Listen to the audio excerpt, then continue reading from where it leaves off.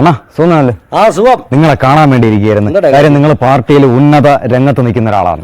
അപ്പോൾ ഞാൻ പ്രധാനപ്പെട്ട ഒരു കാര്യം നിങ്ങളെ കാണാൻ വേണ്ടി ഇരിക്കുന്നത് വേറെ ഒന്നുമല്ല, എൻ്റെ ഒരു സുഹൃത്തിന് ജോലി വാങ്ങിച്ചു കൊടുക്കണം. സുഹൃത്തിന് ജോലി വാങ്ങിച്ചു കൊടുക്കണം? ഈ സുഹൃത്തിന് ജോലി വാങ്ങിച്ചു കൊടുക്കാനേ ഞാനിവിടെ സർക്കാർ സംവിധാനമായിട്ട് ബന്ധപ്പെട്ട ആളല്ല. വല്ല PSC ടെസ്റ്റ് എഴുതേ വേറെ എവിടെയെങ്കിലും ജോലിക്ക് പോയി തപ്പിയാൽ ചിലപ്പോൾ കിട്ടും. അല്ലാതെ ഞാൻ വിചാരിച്ച ഒരു രക്ഷയില്ല. അണ്ണാ അവനെന്ന് പറഞ്ഞാൽ അത്യാവശ്യം ഡ്രൈവിംഗ് അറിയാം, അങ്ങനെയുള്ള ഒരു പയ്യനാണ്. അവനെ നിങ്ങൾ വിചാരിച്ച നടക്കും. പാർട്ടിയായിട്ട് നിങ്ങൾക്ക് നല്ല ബന്ധമുള്ളത് കൊണ്ട്. ഡ്രൈവിംഗ് അറിയാന്നുള്ള പയ്യനാണ്.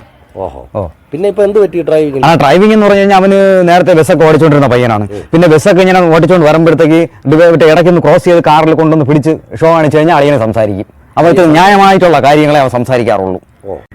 അപ്പൊ എനിക്കൊരു സംശയം, KSRTCയിലെ മറ്റേ ഡ്രൈവർ വല്ലോ ആയിരുന്നു? KSRTCയിലെ ഡ്രൈവർ ആയിരുന്നു. ഈ ഇടയ്ക്കല്ലേ അവന്റെ ജോലി? ഈ ഇടയ്ക്കാണ് ജോലി പോയത്. അപ്പൊ എനിക്ക് ഏതാണ്ട് ആളെ മനസ്സിലായല്ലോ. പക്ഷെ ഒരു കാര്യോടെ, ഇത് അവന്റെ ഭാഗത്താണ് തെറ്റ്. എന്തെന്നറിയാം, കാറ് കൊണ്ടുവന്ന് ഇങ്ങനെ ക്രോസ് ചെയ്ത് പിടിച്ചപ്പോഴേ ഇവ ഇവിടെ കൊണ്ടുവന്ന് ഉടനെ ചവിട്ടി. അതാണ് ഏറ്റവും വലിയ തെറ്റ്. അല്ലാതെ ബസ്സിൽ നിന്ന് ആളെ ഇറക്കി വിട്ടത് തെറ്റല്ല. അവന്റെ അടുത്ത് മോശപ്പെട്ട രീതി സംസാരിച്ചത് തെറ്റല്ല. എല്ലാ തെറ്റും അവന്റെ ഭാഗത്താണ്. അതുകൊണ്ടാണ് അവന്റെ ജോലി പോയത്. അയ്യോ, പക്ഷെ അവൻ പറഞ്ഞത് ന്യായമാണ്, അവൻ ചെയ്തതും ശരിയാണ് എന്നാണ് എനിക്ക് തോന്നിയത്. ജനങ്ങളും അങ്ങനെയാണെന്നാണ് എന്റെ വിശ്വാസം. അപ്പൊ പൊതുജനം അങ്ങനെയാണ് വിശ്വസിക്കുന്നത്. അത്രേ ഉള്ളൂ. എടാ, എന്തായാലും മുൻ മേയർ ഒരു തെറ്റ് ചെയ്തു. ഇനിയിപ്പോ ആ തെറ്റ് എല്ലാവരും ആവർത്തിക്കണമെന്ന് വലിയ നിർബന്ധമൊന്നും ഇല്ല. നമുക്കൊരു കാര്യം ചെയ്യാം, കോർപ്പറേഷനിൽ തന്നെ അവനെ ഒരു ഡ്രൈവറായിട്ട് നിയമിക്കാനുള്ള സംവിധാനം വല്ലതും ഉണ്ടോന്നേ നമുക്കൊന്ന് ആലോചിക്കാം. എന്റെ പൊന്ന് തമ്പുരാനെ, ആ പയ്യൻ ഇനിയെങ്കിലും ജോലി കിട്ടിയാൽ മതിയായിരുന്നു.